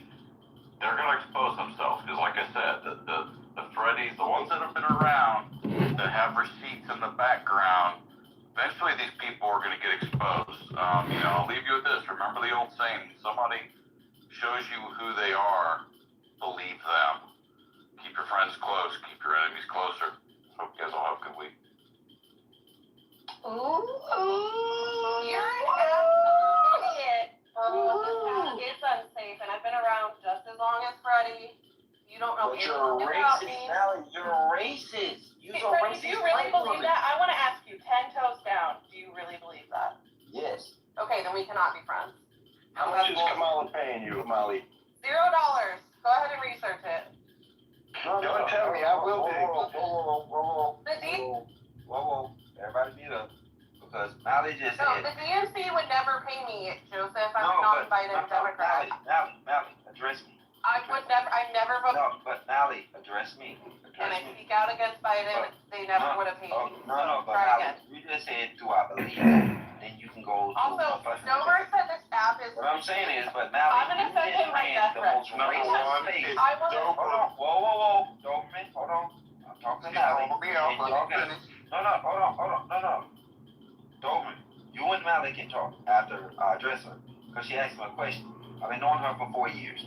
So what I'm saying, Molly, I stand on what I said. That space you just ran, but you didn't allow that guy. I never knew nothing about him. Now that I got all the receipts on him, Molly, that was a racist space. Did you let Art do? She kept muting, I get it. When I met her, she only had 5,000 followers. What do you mean? You come on, Mike. Molly, this is 1v1. I don't do the 20v1. Listen, Freddie, just like you don't control or endorse everything in your space. Let me finish. I gave you 5 minutes in mine. I literally put a timer on and I did not let Okay, anything interrupt you for 5 because I'm gonna be better than you and Art. You and Art, y'all don't know how to run a space. Y'all I ran gave you right. 5 minutes, Freddie. Okay, go ahead. You can have 20. Okay. So just like you don't condone everybody in your space and you don't condone me being on your stage, I don't condone or control what everybody in my space says or does or believes. I had Republicans there, I had conservatives, I had liberals, I had Christians. Oh, be quiet. Stop interrupting. Shokin, please stop interrupting. Thank you. I'm not done speaking. I'll let you know when I'm done. I'll say I'm done speaking, and then I'm done.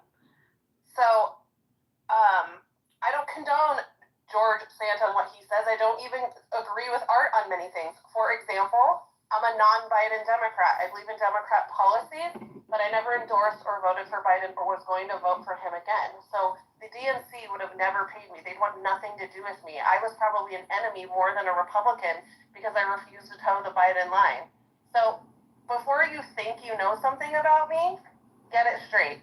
To Doberman, I'm going to send you some of the most horrific death threats that I get here. Some of them are dead bodies, a woman's dead body with a gun shoved up her vagina, my home address, and I'm coming to get you next. And then he called my cell phone number. Racist space, Mally, that's, you proved to me, no, Doberman, she's correct. The things that happened to her, I don't agree with. Doberman, she's correct. Agreed, but I don't need it in my inbox. Doberman, Don't tell me that I'm running around saying this house is unsafe when it isn't because I'm a paid DNC shill. No, Mally, stop. This house I is just proved truly it. unsafe. No, but Mally, the point I'm... Oh, no, I'm going to send it.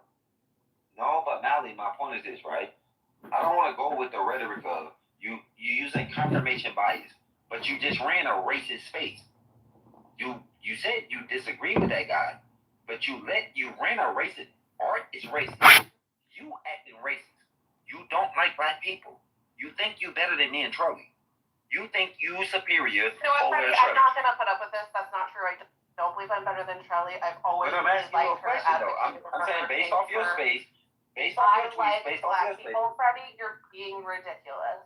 And this is unfair. I just got a DM that says, I'm going to kill you, you racist cunt. Mally, so I'm putting that on you, Freddie. That's on you. No, you put it on yourself. You put it on yourself. I've put up with this shit for years. But Mally, you put it on yourself. Mally, see, that's what y'all do. I'll be sending you my death. Okay, anything. Okay, Mally, whatever you say, and all she gonna do is run. And as she should, yes, run, because that's what they do, right? Mally's gonna run because she's being called out on her bullshit. I'm not running, Freddie. I'm right here. No, you said you want to run, but I think it's fucked up now because Alex, you can't sit. Mally, stop interrupting, Alex. You didn't call Alex, me. Hold on. Alex, me and Mally, we've been knowing each other for 4 years because I can deal with Mally. She's still always gonna be my friend, no matter how mad she gets. But it's the truth. Mally gotta understand. She gotta go look in that mirror and say, "Damn, am I really racist?" Mally is really racist. She don't know it. She thinks because she's white, a white woman, she thinks she's better than a Trolley. You think you're superior than a Trolley and a Freddie. You just ran the room like that. Trans people, so Mally, I hate to say it. And George isn't white, by the way. That's rude as fuck. George is not white. No, but Mally, all I'm saying is Mally. George is brown. He's Brazilian. Mally, are you willing to Mally? I'm gonna help you. Okay, you don't want to understand. Can you please say it correctly? It's okay, Miley. So Mally, is it? No, say it again. Miley. Okay, Mally. Miley like Smiley. Miley. Okay, Miley like Smiley. Okay, so Miley. Miley. Okay, so Miley. Hold on, go mute up. Don't do this. Whatever she wants, because she's the rolling. I know Clubhouse. I can't even comment in your purple pill with examples.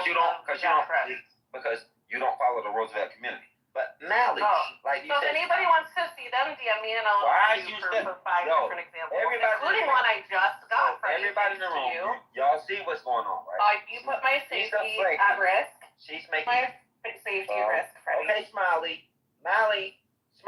You said Smiley, aka Mally. I'm trying to say my best. I'm country. So all I'll tell you, Smiley, is this. You ran the most racist room. You and Art, you're a fucking racist white woman. You think you're more superior than a Trolley. She's a black woman.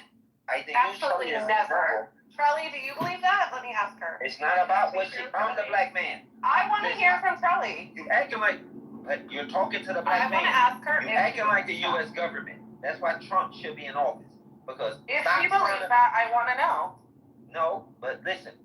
We is a nuclear family. She gonna be the woman. She gonna sit right there. She not coming off mic. This is the nuclear family. So respect the nuclear family between a Trolley and a Freddie. She gonna move or come off that mic when I tell her to come off that mic. Do you speak for her? Yes. Interesting. Okay. No, it shouldn't be interesting. It should be. Nobody speaks for me. That's for damn sure. No, but Smiley. What I'm saying, Smiley, is this. Trolley is not going to speak. I tell her what to do. I'm the nuclear family around here. This is the Roosevelt. She's the woman. I'm the man. We're the nuclear family. She's going to respond when I tell her to respond. Do you understand that? Hold on, whoa. Mally, do you understand that? Because that's what the government and the system have tried to Okay, watch this, Mally. Charlie, do you agree or disagree? What the fuck, man? Wait, what? Nuclear family? Nuclear family meaning. Oh, I agree with nuclear family. Okay, so Mally wants you to respond. Are you gonna respond when I tell you to, or are you gonna listen to Mally? No, I'll come up on mic when I'm needed. Thank you. Charlie, do you believe that I'm racist against black women and I think I'm better than you? Why is you going to the woman? Come to the man. I want to know. That's what Freddie believes. I want to ask Charlie if she. But why are you coming to the woman? Don't go to my woman. That's my woman. She's your woman. You own her. I don't own her. She can do whatever she wants to. She owns herself. But what I'm telling you is this: I'm the man. She's the woman. We black. That's a black woman. I'm the black man. We in the Roosevelt. She gonna come off mic when Freddie tell her to come off mic. You know what's interesting, Freddie? What? You said what? Is it me or she in the Matrix? Is Mally in the Matrix? Can you hear me? Yeah. Can you hear me? Oh, you in the Matrix? I hear you now. Okay, so you've been talking about diligent, you've been talking about unconfined, you've been talking about art. Because all y'all fake. Y'all are white people who hate black folks. Absolutely. Y'all None white of those people who will hate come black talk folks. to you but Stop me. stealing our shit. Stop stealing our shit. Yes, y'all are white people who steal None of black them would people's come talk to you but me, because I'm an idiot. White people, yes. You white folks need to stop stealing black folks' shit. All y'all do is steal our shit. Dillinger, he started with 15 people. All of y'all are nobody. Mally, you a nobody. You was a nobody on Clubhouse. You been a nobody. Who you think you is, Mario? The fuck is you talking? You do know this is Freddie. What the fuck you gonna do? You can't cry to Elon. He don't fuck with you. The fuck is you talking about? I addressed all of y'all. All of y'all are Freddie dick suckers. Y'all are dick suckers. Welcome to the fucking Roosevelt. You dick suckers. I got a phone call. Can y'all hear me? Yo, Charlie, can you hear me? Yeah, I can hear you. Okay, cool. Now, Mally, all of y'all are my dick suckers. Stop kneeling. Get on your fucking knees, suck my dick, and tell me I'm God. I'm God. Yes, I talked about all of y'all. What the fuck you gonna do about it, Mally? You, unconfined, Dillinger, y'all are nobody. Stop buying followers. Stop buying bots in your rooms. Y'all are dick suckers. Welcome to Clubhouse. Y'all are my babes. Y'all are my grandchildren. Did you forget who the fuck I am? Mally, I'm Freddie Roosevelt. Shall I go down my history? Paul never highlighted y'all. When you got banned on Clubhouse, who got your account back? Me. Who the fuck is they? Nobody. You think, Mally, I'm gonna sit up and listen to niggas on a fucking Twitter space who buy followers? Nigga, Uncle Fine got 700,000 followers and he bought them all. The fuck is you talking about? The fuck? Who is Dillinger? Who said in the fucking morning meetup he couldn't get 15 people in a room, but he was dick sucking me. That is all facts. I got the receipts. I got the recordings. Fuck is you talking about? Who is Dillinger? Who the fuck are y'all? Y'all a bunch of white people who set up under niggas and colonize and do what y'all do. What the fuck you think this is? That's who y'all are. I said what I said. I'm the goat around this bitch. Welcome to Twitter Spaces. You motherfuckers wasn't around me when I was a part of the 300 beta testers before Elon Musk bought this app. Next month, Twitter Spaces make 4 years old. You wasn't around, Mally. None of y'all. Y'all was buying followers. Mally, you think I'm gonna ever listen to motherfuckers who bought followers on Twitter? Fuck you and your fake followers. The fuck? Who the fuck you think I am? Cause Elon Musk bought this app? I come from the Jack Dorsey era. Biz, Jack, Biz, and L. Who the fuck are you? My account says 2008 for a reason. June, to be exact. Mally, are you cool around there? You think I'm gonna let you fake followers tell me what the fuck to do? Who dick sucked me? Who was not making, none of y'all was making. Let's wake this shit the fuck up, Doberman. None of them was opening up a fucking community space. None of them. They all dick sucking me. Doberman, they follow me because I'm their God. I'm their leader. That's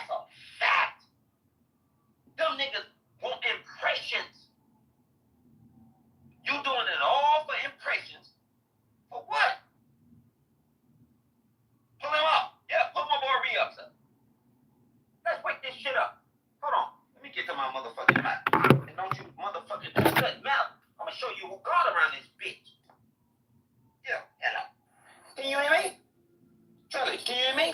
No, we can hear you, but we have so many speakers and. No, I don't give a fuck. Mute up. I just want to know because I was switching headphones. Yo, Mally, who the fuck you think you talking to? Yes, I brought up you, Mally, Dillinger, Uncle Fine, Brock, the whole hot dog stand. Y'all are a bunch of nobodies.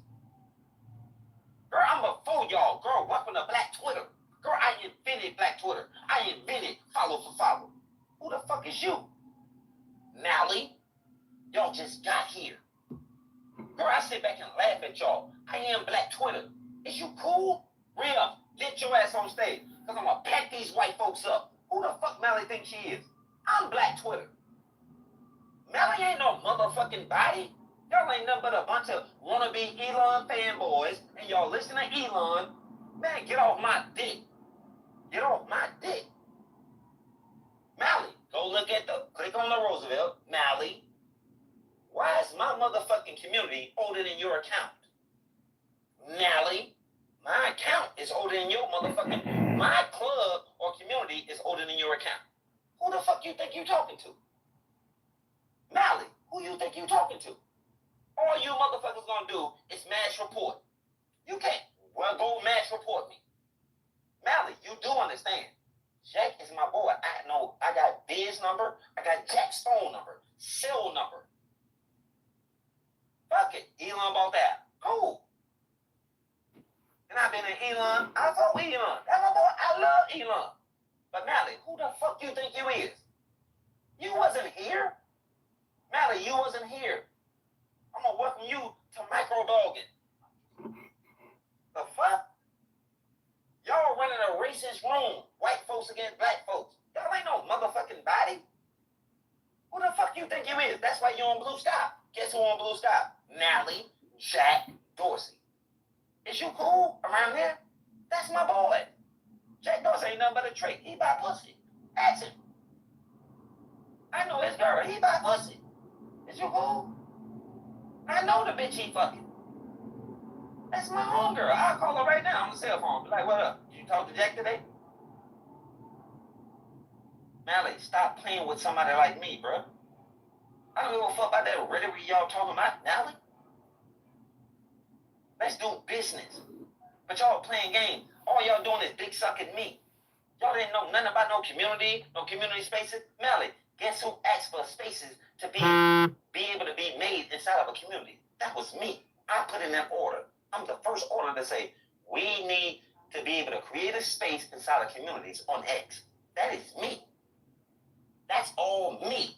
I'm documented saying that. But your little friends who you bringing up, they dick sucking me. Dylan, who the fuck is he? A white boy?